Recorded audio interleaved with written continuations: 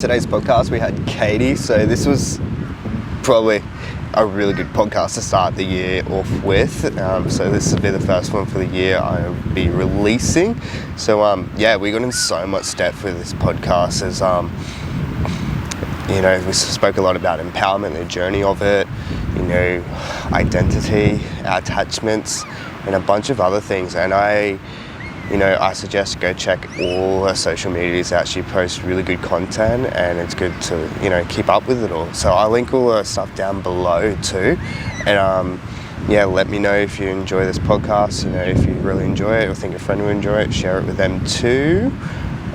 And I really hope you enjoyed today's podcast and let's get into it. Sweet. Welcome to the show. How are you today? Thank you. I am so well, so grateful to be here on this podcast. And thank you for having me. That's all right. I'm super grateful too to have you on. There's so many things we could go down. So I'll start off with, I'll get you to introduce yourself, what you're about, and there's so many different rabbit holes we could go down. So we'll start off there and see where this takes us. Awesome. Yeah, so my name is Katey Dixon. I'm 22 years old from Australia. Who am I?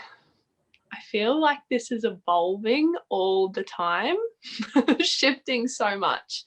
But my values really lie within living fully expressed free lives and honoring the highest evolution of our own souls and the journey that we're here and the impact that we've came for and the path and our dharma that we're here to walk, and just being open-minded to life and really embracing all of it. It's powerful stuff. It was crazy that you say you're forever evolving, because a quote that I've just come by is trying to think of it now, it's just gone past my head. It's like, you never meet the same person twice. So this includes family, everyone you see day in and day out, because we're always forever evolving. And then to even get scientific, your cells are rebirthing and dying all the time. So technically, how we get so caught up in, I guess, our identity or who we are, we're so attached by it, but then realistically we're forever changing and growing. Yes, I love that. And that's been a massive thing that I have been journeying over the last couple of years, is letting go of the attachment to my identity, because freedom is my highest value. It's the thing that my cells and my spirit yearns for. And in society, we can be so programmed to stay attached to a certain identity, to have things look a certain way, to experience life a certain way. And what I found was the attachment to the identity is what can cause us the most great suffering and suppression of our spirit, because we're not fully free to follow what lights us up. Because attachment is what is the greatest thing that causes suffering in reality, and stops us from, I guess, living to our full potential, who we want to be, because we're so attached to the idea of ourselves that we can't let go. And then you get people that end up in their 50s and then they have to do so much more work to unattach themselves from their identity, even though their identity isn't really who they are or who they want to be, I should say. Yep. And I love that, because we're really we're not one thing. This is a multi-dimensional experience. We're multi-dimensional beings, and the identity is so restrictive. And actually questioning yourself, what is the identity that I'm attached to? What identity am I still operating from? And does it actually serve me? Is it an identity of freedom and exploration and expression and liberation? Or is it an identity of conformity and restriction? It's so true. And it's I was listening to a podcast, and I think InQ spoke about this, because he's a poet in that. And he goes, I wake up each day not saying I am a poet, asking if I'm a poet. So then I have the freedom to change who I am when the time is right to. And I think that's even I ask myself a lot of things, I guess I'm stepping into, coming a coach, doing podcasting and stuff like that. And I still ask myself, is this really me? Is this something, Mm. and then as the day go on, I realize it's something I still value now, but I realize that I can detach myself from this in the future if things do, say, if I do evolve and change. And that's the other piece, right? Like giving yourself permission to change your mind at any freaking time. Like anytime you get to change your mind, you're not stuck in one place. You're not stuck to one identity. You can literally shed your skin. We shed our skin so much over and over and over again, like death and rebirth, death and rebirth. And allowing yourself to do that, like, and giving yourself permission. This doesn't serve me anymore. This doesn't feel good. What do I want? Anchor into that and then move forward in that, and pay so much gratitude and respect and honor to all of the past pieces that have brought you to this place as well. Because like those past pieces also create that rebirth.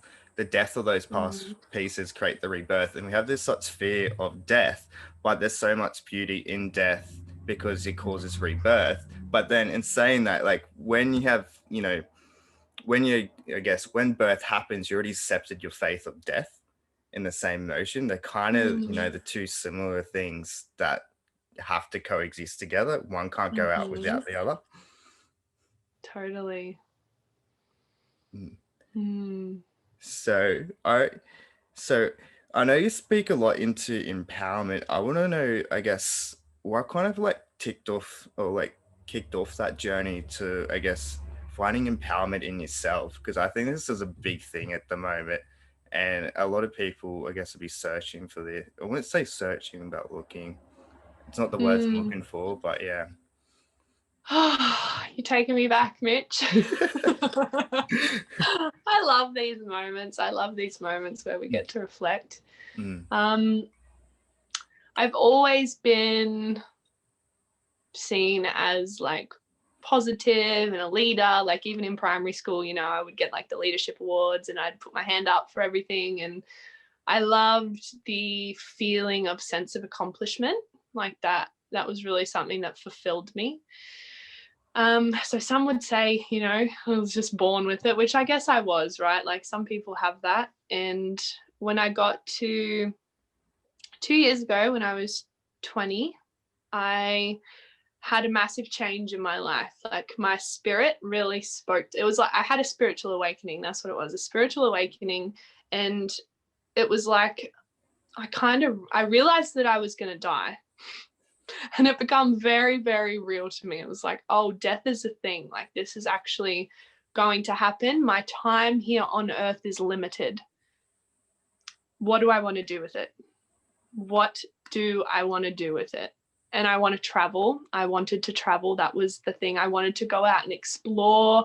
I wanted to continue diving into personal development. I just found the personal development world, which my first network marketing business was what opened that door into personal development, which then led into spiritual development, which then led into plant medicines and the shamanic journey. And yeah, right. Like just one door after the other, and allowing myself to let go of those identities and just follow the inspiration and my intuition.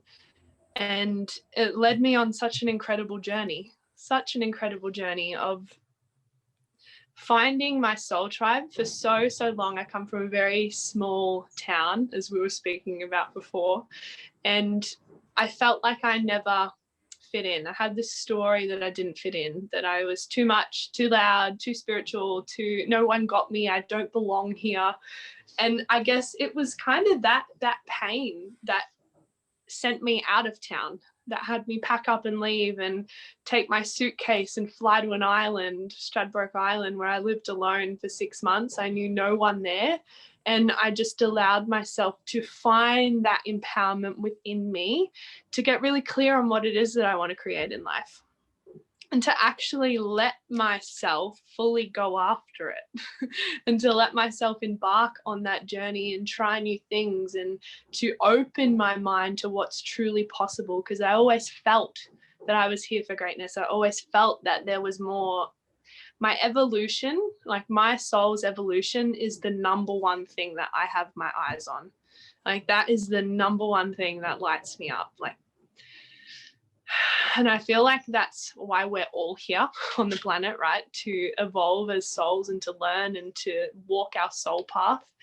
And the empowerment come from realizing that I was going to die, that my time was limited, and also being around getting myself into personal development spaces, you know, taking myself to a retreat. I remember the first retreat that I ever invested into. I was working at a fast food shop in town. I just got paid $803. And I got this message that this retreat that I was looking to, they were going to offer me a special price. They were basically going to pay for me to get there, and I just had to pay like a certain fee. And the fee was $800.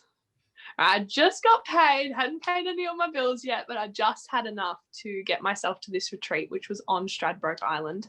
And that making that stretch, like committing to myself and going all in and trusting that feeling that I had within, that if I go to this retreat, like my life is going to be forever changed. And it freaking did. Like, it was a walk, find your fire retreat with Keurig Ashley and Erin Ashley. And we did so much more than just fire walk. Like, he spoke into frequency and the law of attraction and the power of our thoughts and how to manifest realities and shift through limiting beliefs. And, you know, I come back from that a completely different person. And it was within 2 weeks of returning home from that retreat that I up and left home and that I flew to live to that island. I just felt so called to be on that land. And you know the journey that I've been on since. But finding self-empowerment, I guess it can come from two things: being driven by pain, not wanting to be where you are right now and feeling that pain of being there, and that can drive you forward into taking new action and empowering yourself. And then being motivated, is that the word that I want? Motivated by pleasure. So having some, like, moving towards your pleasure instead of out of pain, and surrounding yourself with epic people that are in, you know, high vibrations, and they have created things that you inspire to create and hold qualities and traits that you inspire, and rubbing shoulders and being in the frequency of them and literally seeing how they do life. And if it feels good to you, then giving yourself permission to like try that on for yourself and see how it feels. Yeah, I perfectly agree with that, I should say, because it's like something I've noticed, like, because you know, as people, for some reason, we put people on pedestals and all this kind of stuff, and then you actually meet these people, right, and like the ones you inspire to be, and you realize they're no different to you, and their journeys they talk about, and you're like, oh, I've been through something similar, I understand that emotion, and you realize that you can get there too, to I guess that state of empowerment. And it's Mm, not like this, you know, it's only for a lucky few, it's for everyone. Because we right. like there's so much relatability in everyone's stories. Like, you know, if you don't relate to this person, they probably know someone that has a similar story to you that you'd be able to relate to, and you know, Mhm. continue, you know, work that journey up to being, you know, into empowerment. Totally. And I think that's one of the big things of like the power of just sharing your story, like vulnerably sharing what it's like in the human experience, because we totally can. We can pedestal people, and let's just not do that anymore. Like, let's just not pedestal people, because no one actually is above anyone. You know, we're all on this earth together. We're all walking side by side, and that pedestaling causes separation between us, Mm. you know, instead of like inspiration. Yeah, instead Yeah. of using that to inspire you to step forward, and that's possible for me, instead of like, oh, they're so far away from me, when they're not. Like, they're not far away from you, they're just on a different frequency. Mm. Like, use that as inspiration to elevate your life and your empowerment. Yes, that's definitely true. And then hanging out with these people, like, I guess hanging out with more, I guess, people on a higher frequency is that you normally can do it a lot quicker than they did because I have all the tools for you already sitting there and they can tell you what not to do and, you know, so Totally. Oh, totally. And I feel like until we see that it's been done, our minds can't comprehend that it's possible. Mm. You know, so if you've got goals for your life or goals in business and you're around people where that's their reality, you naturally start to shift subconscious beliefs just by being in that reality with them. Like it happens so much quicker. That's how we quantum leap, like being in that energy. 100%. And I was watching a video by Nicole Gibson today. She said something similar to that. It's because it's like we have our cognitive biases, and it's like if you haven't seen that before, then you're not going to think it's real. But then you start being around it, and then your brain starts looking for things to create those things and make it a reality for you. Uh-huh. What was that on? I think I watched that the other day. She put it live on Facebook. I know that, Yeah. but I watched it on Instagram today. Yeah, I tuned into something very similar over the last few days. Yeah, it's powerful stuff. Yeah, it's just like one thing to, is to realize how much you can create and how much the brain can hold you back from things, and to understanding and look into yourself and knowing the things that are holding you back and figuring out a way how to release those things too will change the story that you tell yourself. Yes. And I'm like hearing something now as you speak into that about how important our environment is. Yes. Like our environment is so freaking important. And if you look at ourselves as seeds, right? Like a seed, an oak tree seed has all of the DNA encoded into it, born into it to evolve to its highest potential, like the biggest oak tree in the forest. But it can't even sprout if it's not planted into right soil. Like it can sit on the bench in a dark room for 20 years and it doesn't matter if it has the best DNA coding in it, like the best blueprint ever, if it's not planted into soil that can help it grow. And it's, if you're, there's the difference between being planted in like soil, like shitty soil, in a shitty environment, listening to things that don't serve you, like the news, people complaining, gossiping, eating junk foods, like putting lower frequencies into your body all the time, then that's not going to allow you to grow. It's not going to allow you to birth and evolve, as compared if you plant yourself into the right environment, into a rich soil.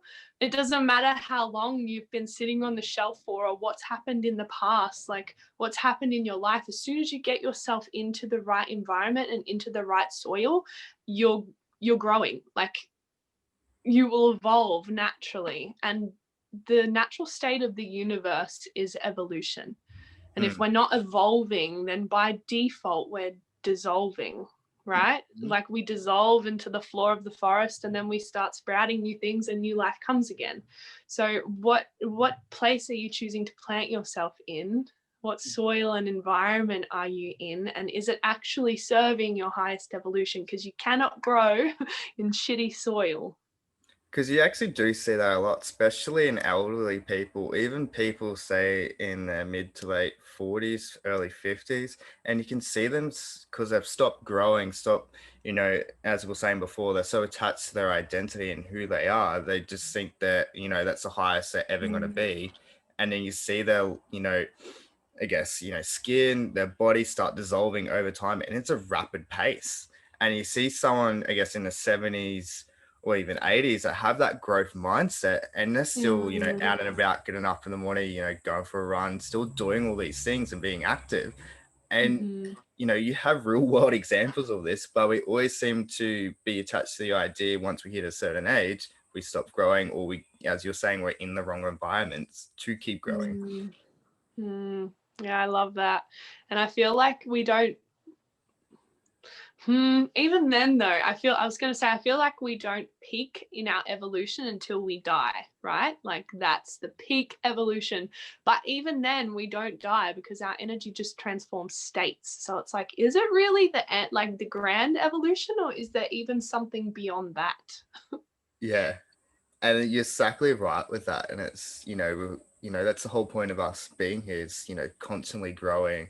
And other thing I like to add that too is passing on our information that we all learn to the next generation. Mm, So then it helps them to do, grow just as quick or even quicker than we did for a better world.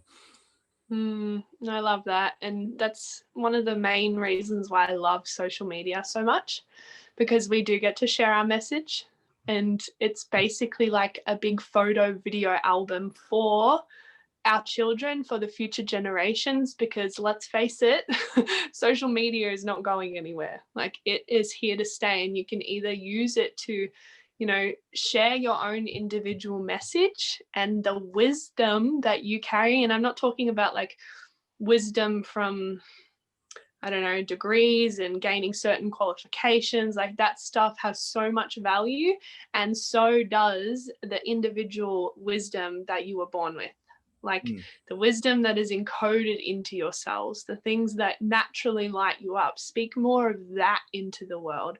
Let's let our younger generations and the future generations to be in that energy.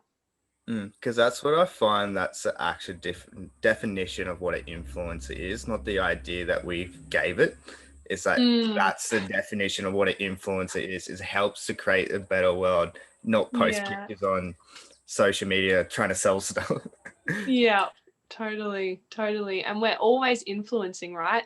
Mm, Like we are always influencing, whether we're sharing and we're talking or we're just being around people energetically. Like, our energy influences and changes the structure of the environment that we're in. Not only the environment, but also like the cells and the energy field of the people that we surround ourselves with.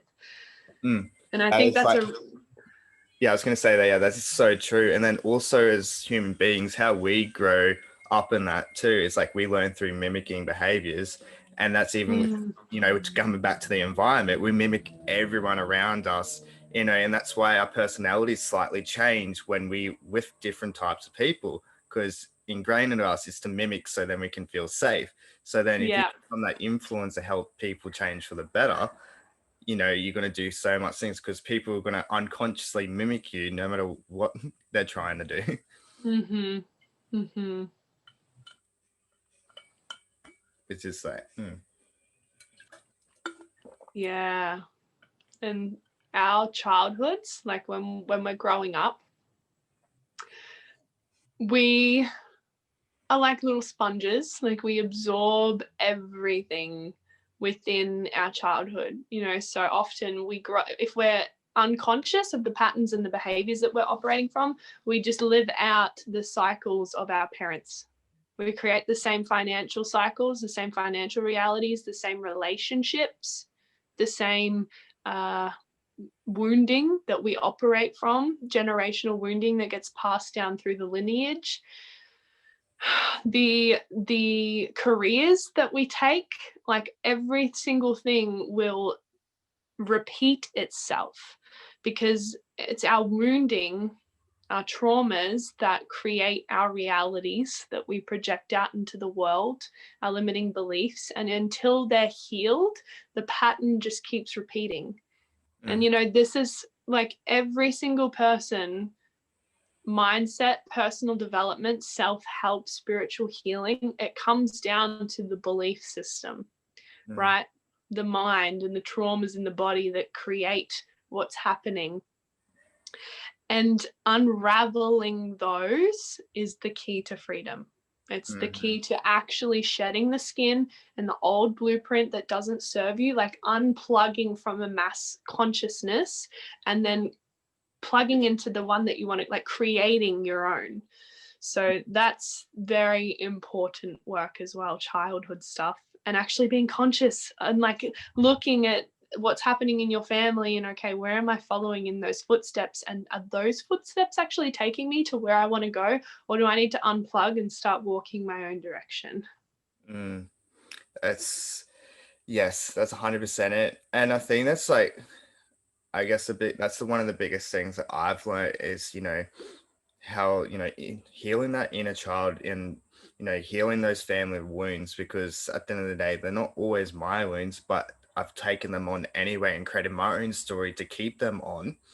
Mm. and, through childhood. And now that I'm up to a stage, it's like, okay, how do I unravel this? And two things that popped in my head when you were talking about that too, and how crazy our environments are. It's like Bruce Lipton's talked about this too, and he goes, like, you put an adopted child in a family, and that adopted child, will catch this. I mean, not catch, will get the same cancer that's inherited by that family, which is like a Mm. mind-boggling thing because they copy the same traits, same eating habits, same, stress habits, and all these other things. Yeah.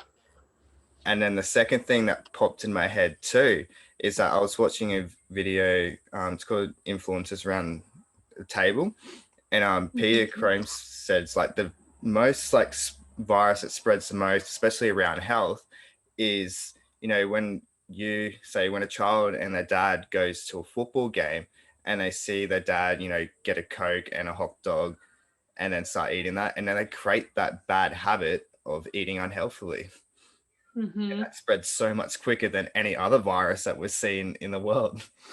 Yep. Yep. Our patterns. Yes. And I love what you mentioned about unraveling as well, because that's what it is.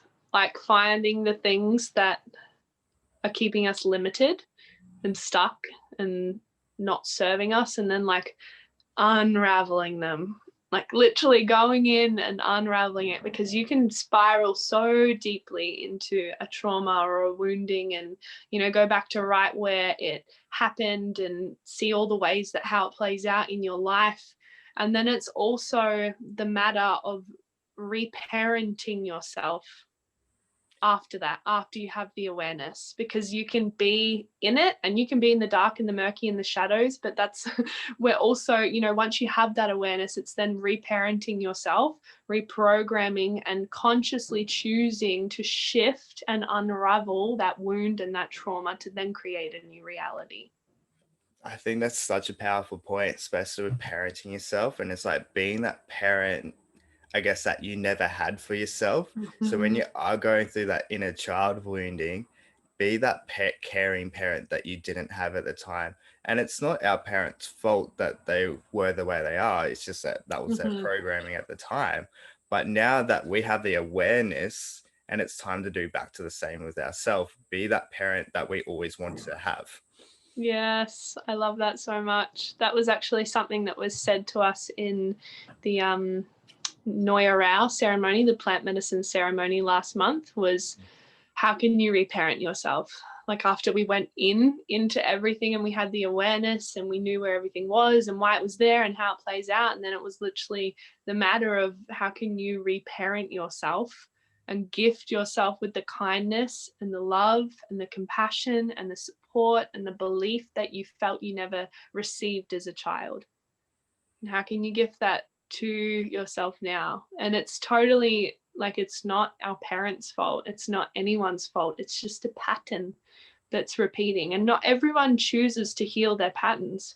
If you choose not to heal the pattern, or you're unconscious and you don't even have the awareness of what's going on, then it will just repeat. It'll get birthed down into the next generation. It will get birthed down to the next generation until someone is like, has the awareness and awakened soul and starts healing the trauma and clearing the bloodline backwards and forth. Mm. Yeah, because every piece of trauma that we heal helps to heal our family's trauma as well. Yeah, And it's I like think, seven generations back and 7 generations forward that we clear it from the bloodline, which is so fascinating. mm. And it's like, it's crazy too, because like there's a lot of actually scientific studies that are actually proving this too. Mm-hmm. And it's not like, and I'm so glad it's not woohoo anymore. It's actually legit science. And it's like, well, there's evidence that everyone needs. Like, you don't Mm. really have a lot of excuses now. Yeah, and that's why I feel like things are moving so quickly right now, because the the wisdom and like the ancient ways and the metaphysical ways, they've been telling us this for forever, right? Like this is the philosophy, this is the truth. But it was just only what some people were saying. And now science is actually backing it up, especially with quantum physics and energy work and trauma and patterns, and being able to watch things progress and unravel and how it gets passed on, is so cool, because it's almost in a way becoming mainstream. And I hope that it does become mainstream. You know, imagine if our education system had this kind of work in it, had personal development, taught people how to process emotions in healthy ways, like how to sharpen your mindset, how to deal with anger and addiction and working through those kinds of things. Like imagine the generation that would be leading this country in 100 years time. Like imagine what the actual earth would look like. 100%. It would be a mind-boggling thing to see what can happen. And I guess it's like our imagination is so limited to see what could actually happen, but it'd be so many great things that could happen like through doing something like that. Because that's like one of the biggest reasons why I got into this work, and then, you know, started the like whole business ideas, was to get into the school system, to start teaching this kind of stuff in there, because that's something that's completely missed out. We don't get taught anything life skills in there. We don't get taught how to be humans. Yeah. How to be happy, healthy humans that can coexist without destroying things. We don't get the book of how to be a human, which is so much more necessary than algebra. Yeah, because I think the biggest thing we get taught in school is how to, this popped in my head, it's like how to consume. Yeah, and conform. Yeah, always being the best. And, you know, if someone fails, they're a bad person, or they're not good, or they're not worthy, and or you're not worthy if you fail. Yeah, that's really where the societal programming comes in the schoolyard. You know, like straight up, you get told what to wear, when to speak, when you can eat, if you're right or you're wrong, if you can talk or you can't. You know, I had a trauma that I worked through in the plant medicine ceremony around why I was finding it so hard to express my feelings, like to communicate honestly about how I was feeling. And the medicine took me back to grade 1. So I would have been like, I don't know, 4 or 5 years old. And I was sitting on the ground. I had my hand up and I was like, Miss, I have something to say. And she looked at me and she said, is the sky falling in? And I said, no. And she goes, well, I don't want to hear about them. It's not important enough. Don't put your hand up unless the sky's falling in. Right. And that was her way of like controlling a class full of little kids that are, no. But to me, that was, I can't talk unless my life is in danger. Like I can't talk unless we're all in danger in the sky. If it's the end of the world, that's the only time I can speak. I love it how you mention that too, because we always look at trauma as this big, massive event that's happened in our life, but we don't realize it's those little things that actually have just as big an impact as those big trauma things that happen in our lives. Totally. It honestly, it doesn't matter how big the scenario was, whether it was something a little thing like that got said and then a story created and the trauma held, the limiting belief held into our bodies, as it was to, you know, be in a really intense situation like life or death, or having something really horrible happen to you. Trauma gets stored in the body the same way. Like there's no physical, there's different levels of intensity, but it's still the same thing. The body still stores it the same. And I think that is a really, you know, valuable thing to understand and to know, because we're all operating from our own traumas. And just because you don't know that someone's had a big intense thing in their life happen to them, we're still carrying our own woundings from childhood, from the past.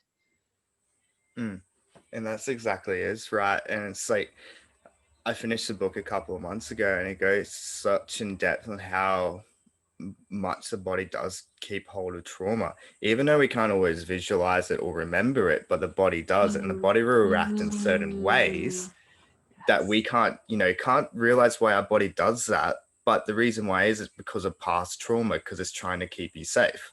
Yeah, and you're literally wired to react or to react in that way. Yeah. Mm.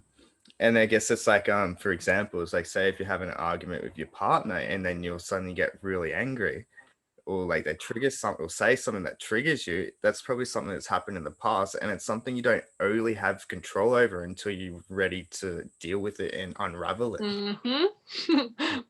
Until you're ready to shift through that. Yeah.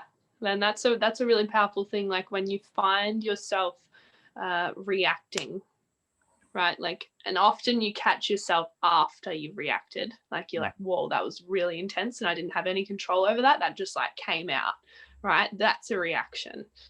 And then asking, like, noticing when that happens and then bringing yourself back to the moment, like, whoa, what was that? Was I not feeling heard?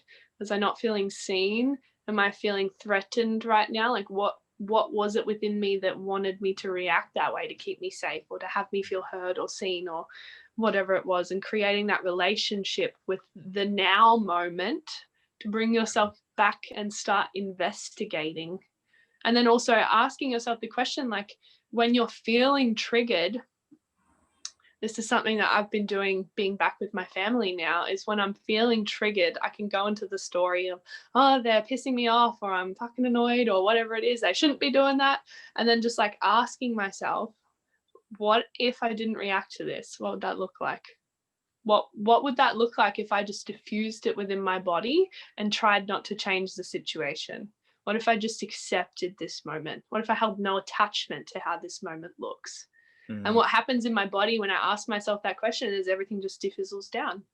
When I go into the story of whatever I think it should be or why it should be like that or why it is like that, and just coming back into the body and diffusing what's here, that's shifting patterns. It's having the non-attachment to the moment and just being. That's 100% right. And it's like, I was thinking of something that I forgot, but like one of the, like, I guess one thing that